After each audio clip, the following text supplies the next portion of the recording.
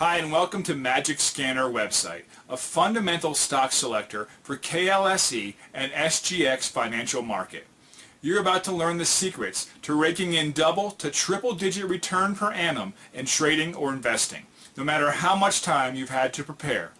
It doesn't matter if you've never had any past experience or education, this Magic Scanner will tell you everything you need to know without spending too much brain power. This is unlike any tool you'll find out there. It's the edge that most analysts and fund managers want or have. Go ahead and get yours now.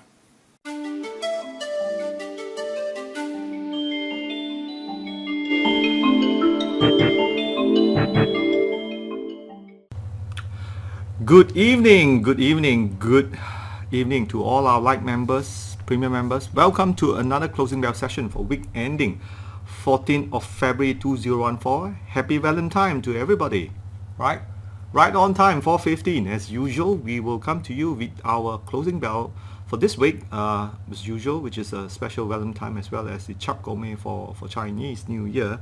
Let's look back at the notes that I have last week. Last week we did say the market's going to go sideways, what we have, and the weekly chart did go sideways. So that was what? That was on the 7th. We were expecting sideways around 1810 because we have the breakout here. Indeed, the market broke to just short of 1830 because we have the 1830 resistance. But what's great about the picture, you look at the top left hand side, is the major support. Right, the major support, which is hold at 1780. That was a critical point. If you remember 2 weeks back, I was telling some of the CIMB people, where I met to and also Bill, that if we ever broke through the 200 moving average 1780, that will point more downside to go. At the same time, you could see we also have the Dow Jones, which I will go into later. It also hold up at 200 moving average.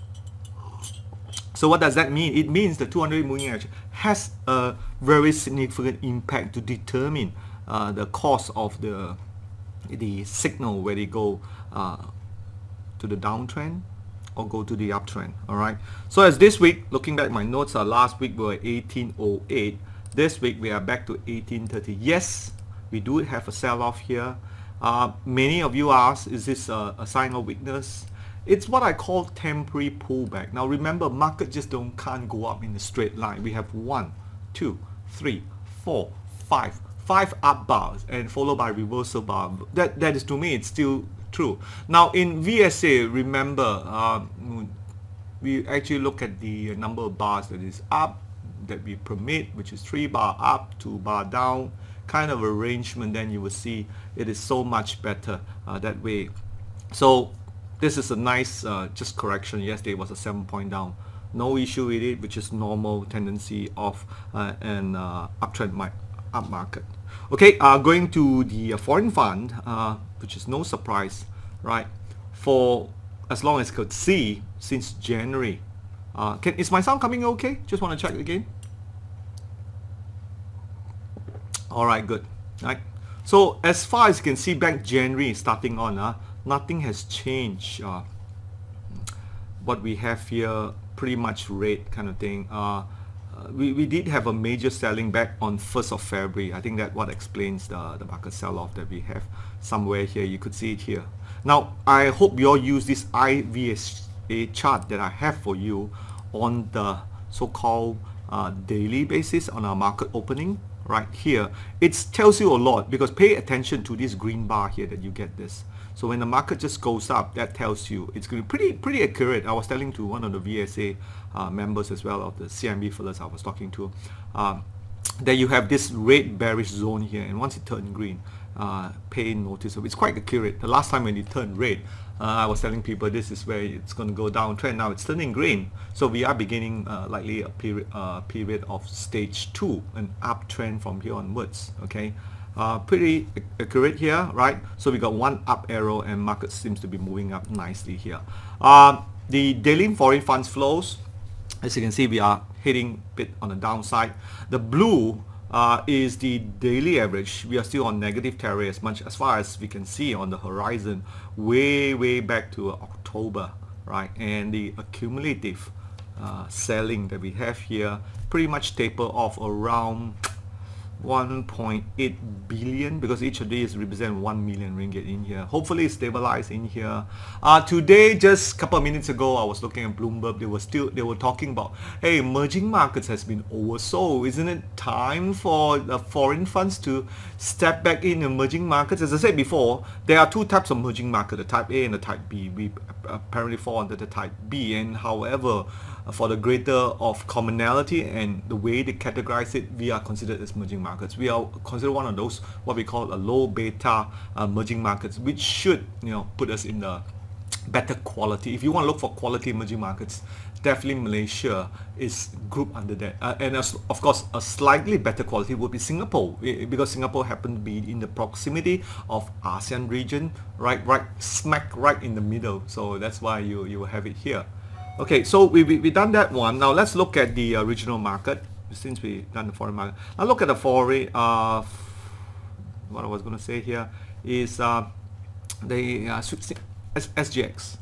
Now I apologize to all the like members who are listening now. Last week I didn't do the snippet, which is the short one. However, you guys got it.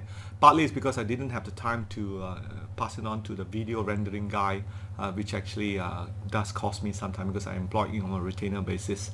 So now this week, if I have time next week, I should have time because I was very busy preparing for this weekend. I think the toughest preparation is actually communicating with you who had paid and who have not paid, and luckily I got a girl to help me out on that one, so that seems to be good.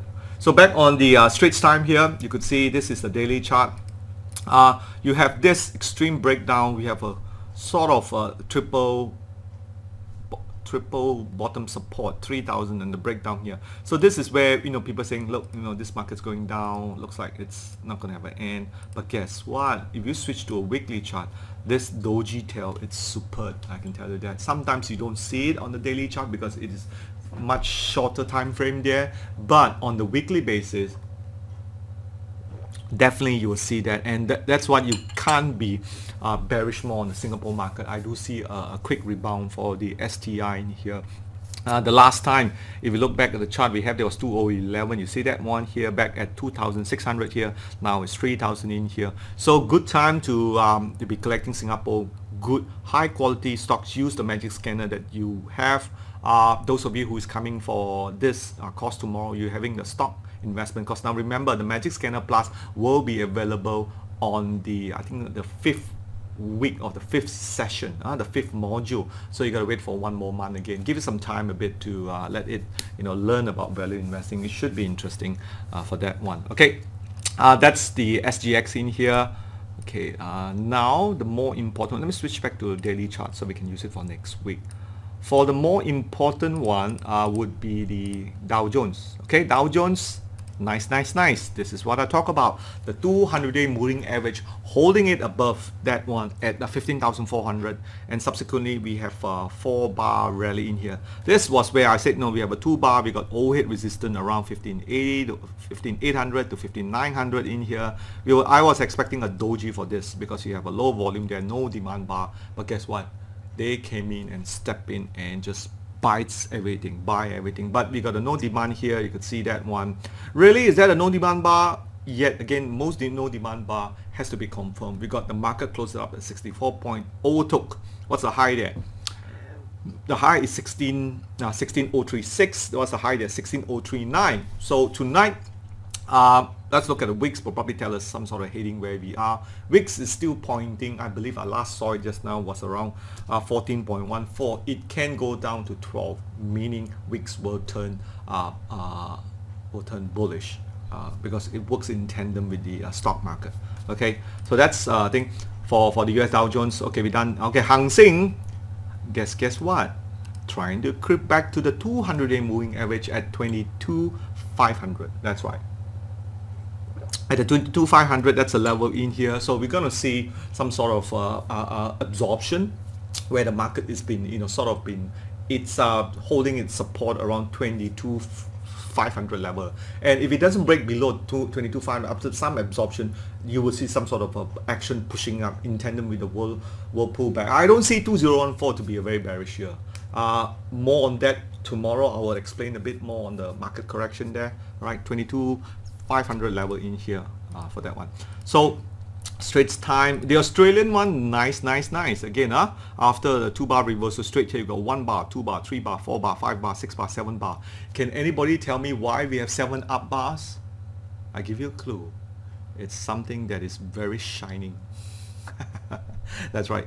Gold has rebounded despite what Goldman Sachs say, JP Morgan say, those who anti-gold were saying that gold is going to go down to 1,000 level, but the demand for gold had somehow